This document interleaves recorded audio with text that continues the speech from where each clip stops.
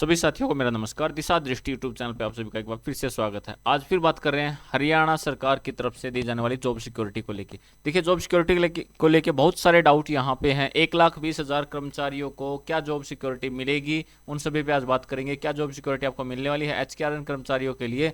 जिसका डर था वही हुआ, यानी यहाँ पे क्या हुआ, किसकी हम बात कर रहे हैं और क्या अनुमति मांगी गई है, यानी क्या सरकार के द्वारा इलेक्शन कमीशन से जॉब सिक्योरिटी देने के लिए 1,20,000 को जॉब सिक्योरिटी देने के लिए क्या अनुमति मांगी गई है या अभी तक मांगी भी नहीं गई है। अगर सरकार पलट गई, यानी सरकार अगर बदल जाती है, कोई नई सरकार आती है, तो इस जॉब सिक्योरिटी का क्या रहने वाला है, ये सारे पॉइंट्स आज इस वीडियो में क्लियर करेंगे। देखिए, यहाँ पे आपके सामने न्यूज़पेपर की कटिंग है जिसमें आप बात कर सकते हैं आखिर वही हुआ, यानी जो आप लोगों ने सोचा था ना कि सरकार नहीं देने वाली है, ऐसा होगा, तो आखिर वही हुआ। 1,20,000 अस्थायी कर्मचारियों की जॉब सिक्योरिटी का पत्र जारी नहीं हुआ, यानी अभी तक लगभग 1 महीना हो चुका है, अभी तक जारी नहीं हुआ है। यहाँ पे आप सीधी बात करें तो 7/8/2024 यानी 7 अगस्त 2024 को हरियाणा सरकार ने बोर्डों, निगमों और अथॉरिटीज में 1,20,000 ऐसे कर्मचारी थे जो कि अस्थायी थे, उनको जॉब सिक्योरिटी देने के लिए पत्र जारी किया था।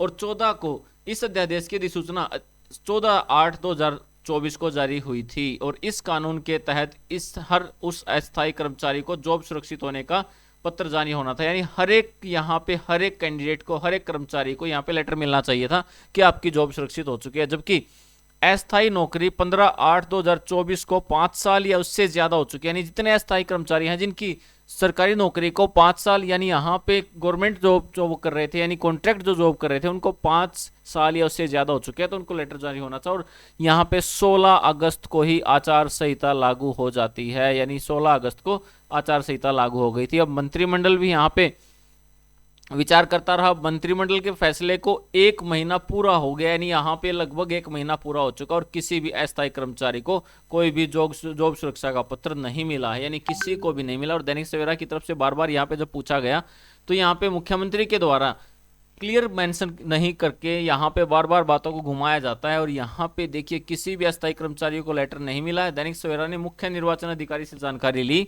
उनसे पूछा गया कि क्या हरियाणा सरकार ने 1,20,000 अस्थायी कर्मचारियों को जॉब सिक्योरिटी देने से संबंधित कोई चुनाव आयोग से अनुमति मांगी है भी या नहीं।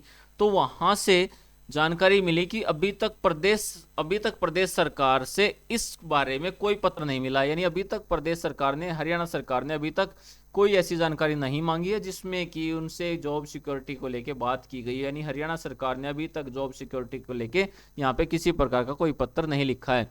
अब गलियारों में इस पर चर्चा हो रही है कि मुख्यमंत्री नायब सिंह सैनी दैनिक सवेरा के पूछने पर बार बार यही दावा करते रहे हैं, यानी जब उनसे पूछा जाता है ना तो उनका जवाब सीधा सा यही होता है, हाँ 1,20,000 की नौकरी सिक्योर कर दी गई है, बस इतना सा उनका जवाब होता है। तो बार बार वो यही कहते हैं 1,20,000 कर्मचारियों को जॉब सुरक्षित है, उनको सुरक्षा दे दी गई है। हम इसी बात पे अड़े हुए हैं, बार बार एक कलम से कर दिया है, लकीर की बात करते हैं और कभी कुछ तो यहाँ पे, लेकिन किसी के लिए कोई लेटर इश्यू यहाँ पे नहीं किया गया है। तो यहाँ पे देखिए, जिस दिन उन्हें पत्र मिल जाएगा उस समय जिस दिन उन्हें पत्र मिल जाएगा इस समय आचार संहिता लागू है और अभी तक प्रदेश सरकार की तरफ से चुनाव आयोग ने अनुमति नहीं मांगी है। अगर मांगी जाएगी तो सामान्य तौर पर आयोग इस तरह की अनुमति नहीं देता है, क्योंकि चुनाव आयोग ने यहाँ पे एचपीएससी, एसएससी और बहुत सारी भर्ती की फाइनल रिजल्ट जारी करने पर भी रोक लगा दी है।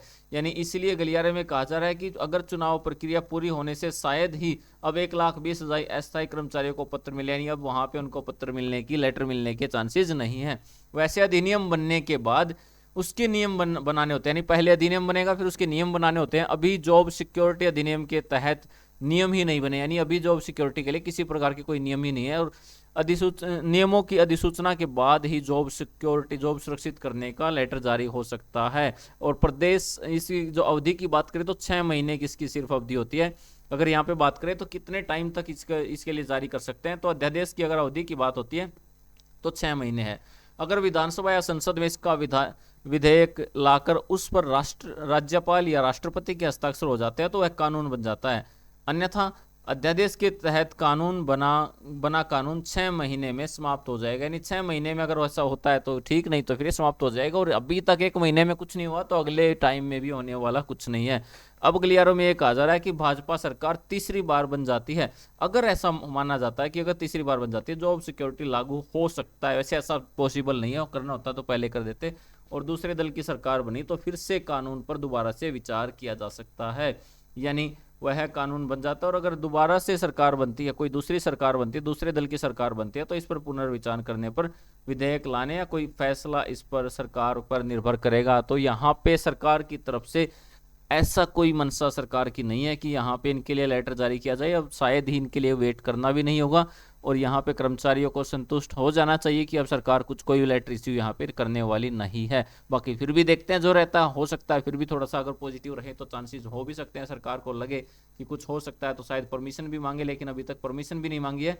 तो जो भी यहाँ पे बार बार दावे किए जा रहे हैं अभी तक उनके बारे में कुछ नहीं कहा जा सकता कि वो सच है या होंगे।